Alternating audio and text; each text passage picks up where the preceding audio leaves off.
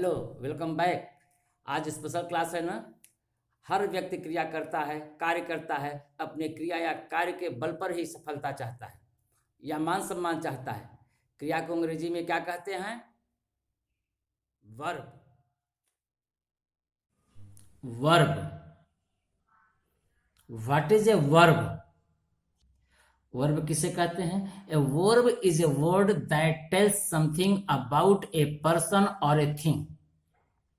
क्रिया वह शब्द है जो व्यक्ति या वस्तु के विषय में बताती है। In other words, a verb denotes action.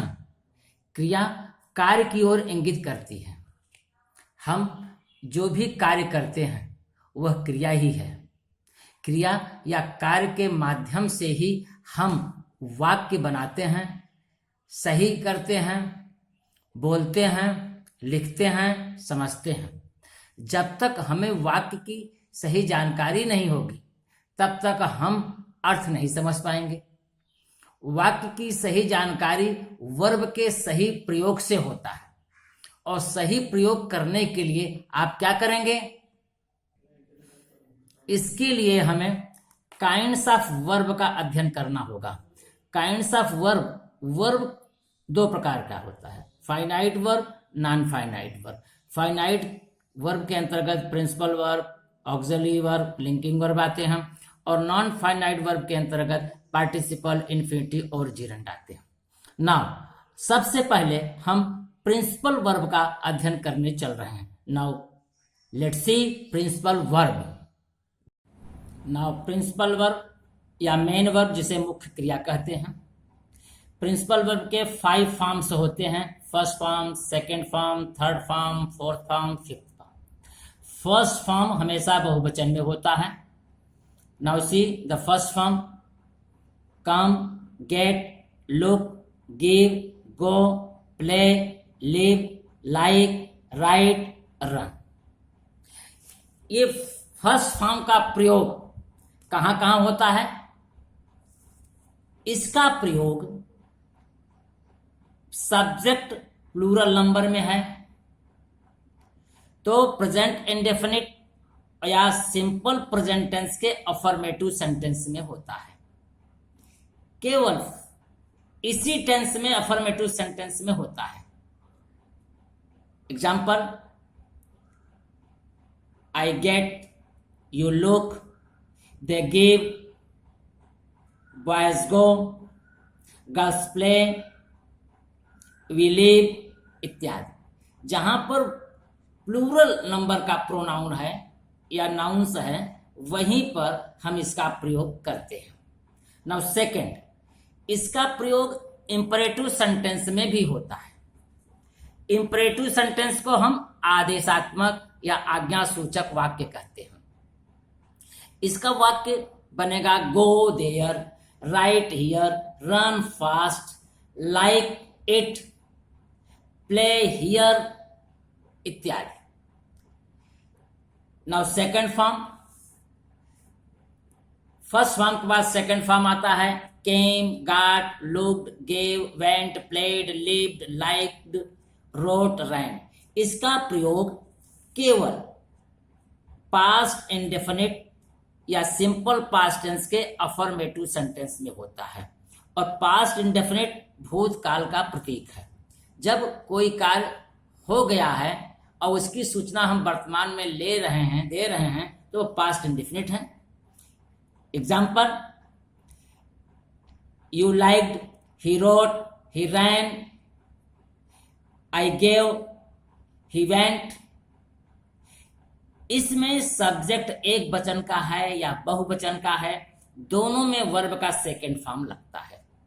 Now see third form. First form के बाद third form: come, got, looked, given, gone, played, lived, like, written, run.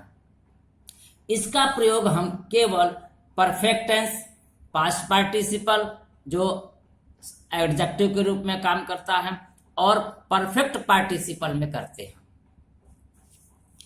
Perfect tense में सहायक क्रिया पहले लिखेंगे तब वर्ब का थर्ड फॉर्म लगाएंगे और पास्ट पार्टिसिपल वर्ब का थर्ड फॉर्म होता ही है और जो एडजेक्टिव के रूप में काम करेगा।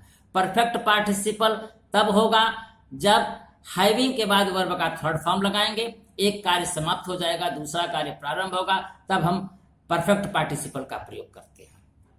नाउ नेक्स्ट फोर्थ फॉर्म, जो वर्ब के फर्स्ट फॉर्म में आईएनजी लगने से बना है, जैसे coming, getting, looking, giving, going, playing, living, liking, writing, running. इसका प्रयोग हम कंटिन्यूअस टेंस में कहते हैं, जो यह बताता है कि क्रिया जारी है। और present participle as a adjective के रूप में करते हैं। साथ ही साथ यह जिरंड भी है और जिरंड के रूप में भी इसका प्रयोग करते हैं, जो नाउन का कार्य करता है। फिफ्थ फॉर्म, जो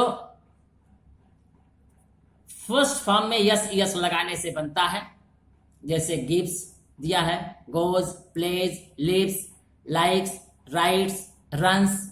इसका प्रयोग हम तब करेंगे जब सब्जेक्ट एक वचन का हो, तब प्रेजेंट इंडेफिनिट टेंस या सिंपल प्रेजेंट टेंस के केवल अफर्मेटिव सेंटेंस में करते हैं, केवल अफर्मेटिव सेंटेंस में।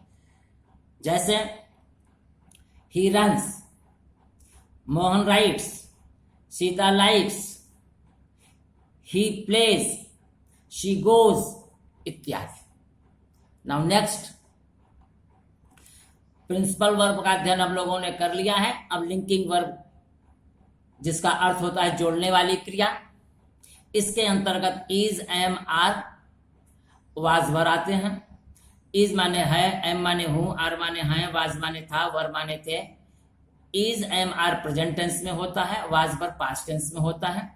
जहां यह वहीं पर लिखे जाते हैं या उन्हीं चीजों को जोड़ते हैं जो सब्जेक्ट और सब्जेक्ट कंप्लीमेंट होते हैं। अर्थात एग्जाम्पल देखिए, Sita is a girl, Sita subject है, एक गर्ल सब्जेक्ट कंप्लीमेंट है। कंप्लीमेंट माने पूरक, जो सब्जेक्ट की पूर्ति करता है। सीता और गर्ल के बीच में इज जो लिंकिंग वर्ब है, जोड़ने वाली क्रिया है। Now next example, they were happy, in this sentence they subject है, हैप्पी सब्जेक्ट कंप्लीमेंट है। यह एडजेक्टिव है लेकिन सब्जेक्ट कंप्लीमेंट के रूप में काम कर रहा है, इसलिए इन दोनों के बीच में जोड़ने वाली क्रिया वर लिखी है।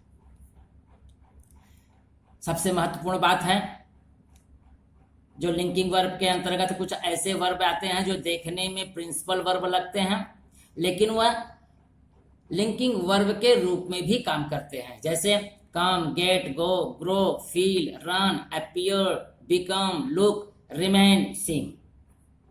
Now see the example, the news came true. News subject है, ट्रू सब्जेक्ट कंप्लीमेंट है, यह एडजेक्टिव है, तो सब्जेक्ट और सब्जेक्ट कंप्लीमेंट के बीच में केम लिंकिंग वर्ब का कार्य कर रहा है। इसी तरह से next example, it got dark. In this sentence dark subject complement है और इट सब्जेक्ट है, इसलिए लिंकिंग वर्ब गॉट हुआ। Next, he felt insulted. In this sentence feel का सेकंड फॉर्म फेल्ट वर्ब है, लिंकिंग वर्ब है, और इंसल्टेड यह पास्ट पार्टिसिपल है, इंसल्ट का थर्ड फॉर्म है। Next, you look happy. You subject है और हैप्पी सब्जेक्ट कंप्लीमेंट है, एडजेक्टिव है। इन दोनों के बीच में जोड़ने वाला वर्ब है look. His guess went wrong. Went go का सेकेंड फॉर्म है, गेस और रॉन्ग दोनों के बीच में वेंट जो लिंकिंग का कार्य कर रहा है, अर्थात हिज गेस सब्जेक्ट है और रॉन्ग एडजेक्टिव होते हुए सब्जेक्ट कंप्लीमेंट है। नाउ ऑक्सिलरी वर्ब, जिसे सहायक क्रिया कहते हैं, यह प्रिंसिपल वर्ब की सहयोगी क्रिया है। प्रिंसिपल वर्ब की सहायता करती है जो प्रिंसिपल वर्ब के पहले लिखी जाती है। इसके अंतर्गत प्राइमरी ऑक्सिलरी और मॉडल ऑक्सिलरी वर्ब आते हैं। प्राइमरी ऑक्सिलरी में तीन छोटी छोटी उपक्रियाएं हैं। Number 1 be, is, am, are, was, were. यह सहायक क्रिया है। इसके बाद वर्ब के फर्स्ट फॉर्म में आईएनजी लगाया जाता है। इस क्रिया के लिखने के बाद वर्ब में आईएनजी लगाने का मतलब है कि वह कंटिन्यूअस टेंस है। Is, am, are present continuous tense में यूज होता है, was verb past continuous tense में होता है। इससे क्रिया जारी होने का अर्थ निकलता है। Now see the example, Ram is going, यह प्रेजेंट टेंस है, राम जा रहा है। अगर इसे पास्ट टेंस में कहना चाहेंगे तो राम वाज गोइंग। आप नेक्स्ट एग्जांपल से समझ सकते हैं कि she is coming, she was coming.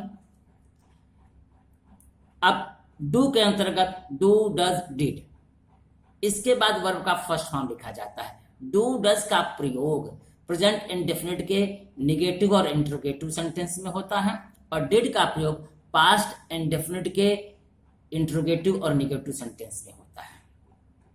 ये सहायक क्रियाएं हैं। Now see the example, she does not go. Does not present indefinite है, इसका पास्ट इंडेफिनिट होगा शी डिड नॉट गो। चाहे प्रेजेंट इंडेफिनिट चाहे पास्ट इंडेफिनिट का निगेटिव हो, दोनों में वर्ब का फर्स्ट फॉर्म लिखा जाता है। Now next, had, has, have, had, ये हैड के अंतर्गत आते हैं। हैज है प्रेजेंट परफेक्ट माना जाता है और हैड पास्ट परफेक्ट के अंतर्गत आता है। इन तीनों के बाद वर्ब का थर्ड फॉर्म लिखा जाता है। Now see the example, I have done my work, मैंने अपना कार्य कर लिया है। इन this sentence have present perfect है क्योंकि इसके बाद वर्ब का थर्ड फॉर्म लिखा हुआ है, और डन मेन वर्ब है, प्रिंसिपल वर्ब है। इसी को पास्ट टेंस में कहेंगे, I had done my work, मैंने अपना कार्य कर लिया था। अब modal auxiliary verb, modal auxiliary verb के शब्द होते हैं will, shall, would, should, may, might, can, could, must, need, ought, used to. Will और शैल गागेगी के अर्थ में फ्यूचर टेंस का प्रतीक है। वुड विल का ही सेकेंड फॉर्म है, शुड शैल का सेकेंड फॉर्म है, मे मीन्स सकना, जब संभावना या अनुमति लिया जाए तब मे का प्रयोग किया जाता है। माइट मे का सेकेंड फॉर्म है। कैन माने सकना, सामर्थ्य, शक्ति, क्षमता का जब बोध हो तो कैन का प्रयोग होता है। कुड कैन का ही सेकेंड फॉर्म जिसका अर्थ है सका। मस्ट माने चाहिए, जब अनिवार्य या बाध्यता हो, चाहिए अर्थ लिखा रहे तब मस्ट का प्रयोग करते हैं। नीड मीन्स जरूरत, अधिकतर इसका प्रयोग निगेटिव और इंट्रोगेटिव सेंटेंस में किया जाता है। ऑट मीन्स चाहिए, ये कर्तव्य बोध कराता है। यूज्ड टू भूतकाल में आदत प्रकट करने के लिए किया जाता है। Now see some examples, he will go, वह जाएगा। शी विल गो, वह जाएगी। राम विल गो, राम जाएगा। इस तरह से फ्यूचर टेंस होता है। नेक्स्ट, आई शुड गो, मुझे जाना चाहिए। वी शुड गो, मुझे जाना चाहिए। यू शुड गो, तुम्हें जाना चाहिए। Next, we must reach school in time, हमें विद्यालय समय से पहुंचना चाहिए। अर्थात अनिवार्यता है, बाध्यता है, तभी मस्ट का प्रयोग हुआ है, क्योंकि वी मीन्स हम स्टूडेंट हैं या टीचर हैं या प्रिंसिपल हैं, किसी संस्था के कर्मचारी माने जाते हैं। She used to walk daily in the morning, हमें शी मीन्स वह प्रतिदिन सुबह टहला करती थी, मतलब कि टहलने की उसकी आदत थी। यह भूतकाल का अर्थ प्रतीत हो रहा है या भूतकाल में है, इसलिए यूज्ड टू का प्रयोग हुआ है। नाउ नॉन फाइनाइट वर्ब्स के अंतर्गत पार्टिसिपल, इन्फिनिटिव और जिरंड का अध्ययन करेंगे। पार्टिसिपल तीन प्रकार का होता है, present participle, past participle, perfect participle. Present participle verb में आईएनजी लगने से बनता है। जैसा कि अभी हमने आपको बताया कि वर्ब का जो फोर्थ फॉर्म होता है वह वर्ब में आईएनजी लगा हुआ रहता है, और वहां पर वो कंटिन्यूअस टेंस में प्रयुक्त हुआ था, यहाँ पर प्रेजेंट पार्टिसिपल एडजेक्टिव के रूप में प्रयुक्त होता है। Now see the example, jumping up he ran away, वह कूद कर भाग गया। हिंदी के वाक्य में जब जाकर, उठकर, बैठकर, खाकर, पीकर लिखा रहे तब आप समझिए कि वो प्रेजेंट पार्टिसिपल है जो एडजेक्टिव का कार्य कर रहा है। पास्ट पार्टिसिपल वर्ब का थर्ड फॉर्म ही होता है। Example, he is a retired teacher, वह एक अवकाश प्राप्त शिक्षक है। यहां पर रिटायर थर्ड फॉर्म है। यह एडजेक्टिव का कार्य कर रहा है, इसलिए पास्ट पार्टिसिपल हुआ। नेक्स्ट, परफेक्ट पार्टिसिपल, यह हैविंग के बाद थर्ड फॉर्म लिखने से बनता है। जब एक कार्य समाप्त हो जाए, दूसरा कार्य प्रारंभ किया जाए या हो, तब परफेक्ट पार्टिसिपल माना जाता है। Now see the example, having finished her work she went, अपना काम समाप्त करने के बाद वह चली गई।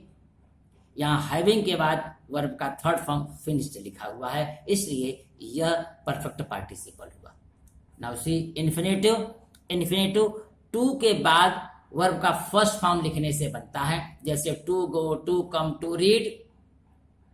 Now see the example, to sleep in the day is harmful, दिन में सोना नुकसानदायक है, हानिकारक है। To sleep as a subject लिखा हुआ है, इन्फिनेटिव है। Second example, she likes to dance, वह नाचना पसंद करती है, नृत्य उसे पसंद है। इसका मतलब कि यहाँ पर टू डांस जो है ऑब्जेक्ट के रूप में लिखा हुआ है और यह इन्फिनेटिव है। अब आप समझ गए हैं कि इन्फिनेटिव का प्रयोग सब्जेक्ट के रूप में और ऑब्जेक्ट दोनों में होता है। नाउ नेक्स्ट, जिरंड, यह वर्ब में आईएनजी लगने से बनता है, जो नाउन के रूप में हमेशा कार्य करता है। Now see the example, walking is useful for health, walking means टहलना स्वास्थ्य के लिए लाभकारी है, उपयोगी है, हितकर है। तो वॉक में आईएनजी लगा है, जो सब्जेक्ट के रूप में कार्य कर रहा है। Next example, she likes singing songs, in this sentence sing में आईएनजी लगा है, जो जिरंड है और ऑब्जेक्ट के रूप में कार्य कर रहा है। अब आप समझ गए हैं कि जिरंड का प्रयोग सब्जेक्ट और ऑब्जेक्ट दोनों रूप में प्रयुक्त होता है। अब आप वर्ब के जितने काइंड्स है, सभी प्रकार का अध्ययन आपने किया। अब आप वाक्य को सही सही पढ़ सकते हैं, लिख सकते हैं, बना सकते हैं। इसी तरह से नेक्स्ट क्लास में बने रहिएगा। Thank you.